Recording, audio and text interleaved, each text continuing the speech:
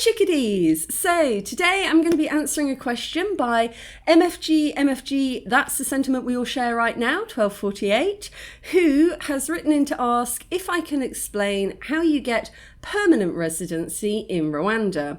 Now, unfortunately, I can't fully answer that because, as with converting a driving license, it's kind of complicated. But what I am going to do is I'm going to start by showing you the Rwanda immigration website as it is at present and how to navigate around that to find the information that you need. And then I was going to go through some of the basics of applying for residency as, say, a business owner, an investor, a volunteer, a student and a retiree. So the main ones you're likely to want to know about, and also how to find more information on that if you want to go and do your own research. And then at the end of the video, I was going to circle back round to that question of permanent residency and sort of what I know about it. And if you just want to skip to that bit, I shall leave a timestamp below. So let's get into it. Okay guys, so welcome to the website. You can find Rwanda immigration at www.migration.gov.rw, and this is what the website looks like at present. Of course, that might change in the future. So a couple of things that are useful to know about this website is if you just scroll down from the main picture, you will find quick access buttons to the most asked about things like visitor's visa, visa on arrival, citizenship, foreigner's ID, that kind of thing. If you are looking for a tourist visa, so you're coming to visit as a tourist, check out my other video. I've done a whole video about whether or not you need a visa, whether or not you need to pay, and how you get that. But for today, we're looking at residency. So a couple of important things to know is that most of us would say the word visa if we're looking for a work visa, a residency visa. But on the Rwanda immigration website, the only thing that you will find under visa is things for transit visas and visitors visas, so tourism. So if you're looking for working visas and retirement visas, study visas, things like that, those come under permits. And I think this is where people get a little bit lost because they're looking under visa for what they want, but actually you need to go and look under permit. So I'm very, very quickly going to show you through the main ones like investor's permit, work permit, what do we say, retirement permit, student permit and investment. But there are a couple of others under here, like a diplomat permit, dependents and research permits. So there are others in here, but it's a case of going in there, rummaging around and trying to find what you need. When you click on any of these, you will see that more information turns up. Now it's important to know that on the right hand side, you can up and down the main page. And on the left hand side, you can up and down options. And there are more options on the left than it appears at first. So you can scroll up and down that looking for what you need. But the other thing that you need to know is that the information about whatever you select that appears in this main panel here also goes down below the fold. So you can scroll down, but only if you've got a middle mouse button like I've got here. So if you use your middle mouse button, you'll be able to scroll up and down. If you haven't got that, what you can do is click at the very top of the text and drag down and it will start to appear below. So be aware that there is often more information below the fold that you're not seeing when you first click on that option, and it can be a bit tricky to get down to read it all. I think they might work on that in the future, but that's how things are at the moment. So without further ado, let's talk about the main visa types. The information I'm about to give is correct as of February 2025, but fees and durations of stay may change at any time. It's important to check the immigration website before applying. Almost all visas follow a standard 150,000 franc fee for up to 2 years. Exceptions to this include student visas and volunteer visas, which may be cheaper or for shorter periods. All visas are discretionary and immigration may issue a shorter term visa for the same price. You are not eligible for a refund if this happens. With that said, here's the main permits people apply for. If you want to move to Rwanda to start a business, you're most likely going to head for the Business Entrepreneur section.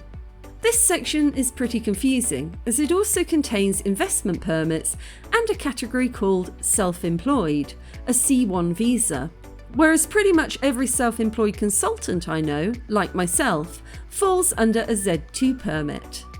But there are a few steps you need to take before you can even apply for one of these. Firstly, you will need to obtain a police clearance certificate from your country of residence.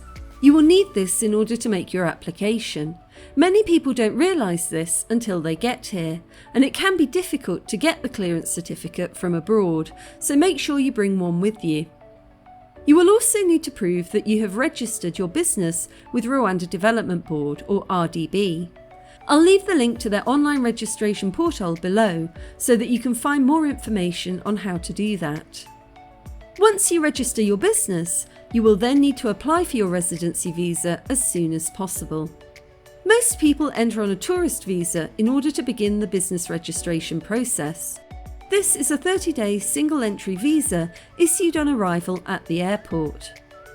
If you find that this is not enough time to go through everything, you can write to immigration to request a maximum 90-day extension, allowing you 3 months to complete business registration and your residency application.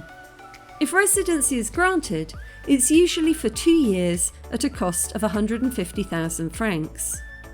Investment visas follow a similar pattern to entrepreneur visas. Most expect you to show that you have registered a business and seem indistinguishable from entrepreneur visas. They require the same paperwork, the same 150,000 fee, and result in the same 2-year stay. Retirement comes under other permits. Right at the very bottom, a K permit or assured income permit. You need to show proof of retirement, proof that you've opened a bank account in Rwanda, a police clearance form from home, and also that you've signed up with a local insurance company. This may seem slightly strange, as many expat retirees are likely to go with international insurers that provide comprehensive packages for seniors. The main local insurance company is Old Mutual, and they are a lot cheaper than international packages, but they will not provide the same level of cover or repatriation. So that's something to consider. You may be forced to take out 2 separate health cover plans, one that you will actually be relying on, and the other just to prove that you have local insurance. If you want to come and study in Rwanda, you will need to head to the Study and Research section. You'll need to show a letter of recommendation from the school you are attending, and a sponsorship letter. It's not entirely clear what all of this means, but potentially they are asking for proof that you can meet the school fees. If you are over the age of 18, you will also need a police clearance certificate. A student visa only costs 20,000 francs and is valid for 1 year. So you will need to renew your visa each year and be able to prove that you are still studying at the school, college or university you are here to attend. Finally, if you're coming to Rwanda as a volunteer, you are going to hit a few complications. Firstly, you need to prove that you have been accepted as a volunteer with an organisation in Rwanda. You also need a letter of recommendation from MINAFET, which is the Ministry of Foreign Affairs and International Cooperation. But it's not too clear what this letter is supposed to refer to, and you will also need a verbal note, which, quite frankly, is anybody's guess. Hopefully, if you are coming to Rwanda to volunteer, this is something that the organisation you are working with can provide more clarity on. If you do make it through all of that, it's a very reasonable 50,000 fee for a 1-year permit. If you have founded an NGO in Rwanda, you can apply for a founding members visa, which allows you the same rules as other visas at 150,000 for 2 years. There are also a couple of permits for people who volunteer or travel to Rwanda on a regular basis. But I strongly advise you to do your own research and contact immigration directly with any questions. Okay guys, so that's how you get yourself general residency. As for permanent residency, it's currently anybody's guess. It used to be, when I returned in 2014, that it was very much like Europe. So many European countries, if you've been resident for 5 years, you can then apply for permanent residency. And that was the case when I first got back. And then when I got to 5 consecutive years and I was eligible to apply for that, they upped it to 10. Now, I can't help but take that a little bit personally. It's like, oh no, guys, oh, she's eligible to stay. Quick, up the requirements. And from what I recall, it was the same application process that I make every 2 years for my residency, only this time you ask, can I have, a 5-year residency? And you include, I think it was 250,000 francs instead of the standard 150. So it's 100,000 francs more, which, isn't too much, but it is significantly more than the standard application. And I was declined and I was given no reason. And I did go in and ask, and I said, what are the requirements, so that I know in the future, if I want to do this again, what are the requirements for permanent residency? And they said, we can't tell you that, you just have to apply and see. So very few people ever bother to try again. I have heard on the grapevine people saying that it's about how many people you employ. So if you have, say, a factory or a big business and you employ people, then that would get you further. But there's no real sort of written or transparent or clear instructions about this. So I've known a few people try and get turned down. I don't think I know anybody who's got the permanent residency just through application. So yeah, if you do know, if you have this information, if you could leave it below, it'd be really, really interesting. Or if you've managed to get it, that would be really interesting. Because I've always been a bit curious about why Rwanda is so against issuing long-term residency. Because at the end of the day, it feels like it's only a problem for countries if having residency grants you access to certain benefits, say unemployment benefit or housing benefits. So, if you lose your job, the state would provide for you in those circumstances. But Rwanda is not a welfare state. There is no unemployment benefit. There is no housing benefit. If you do not earn a living, then you're in trouble, So from my perspective, long-term foreign residents here are only spending money, contributing to the economy. They're not really taking anything from the government because there is nothing to kind of give in terms of welfare. And, I kind of feel like if somebody's been here like applying for general residency for, say, 5 years, and they've got no criminal convictions, they haven't been deported, then what's the harm in then giving them a straight 5-year visa? Because it's very unsettling.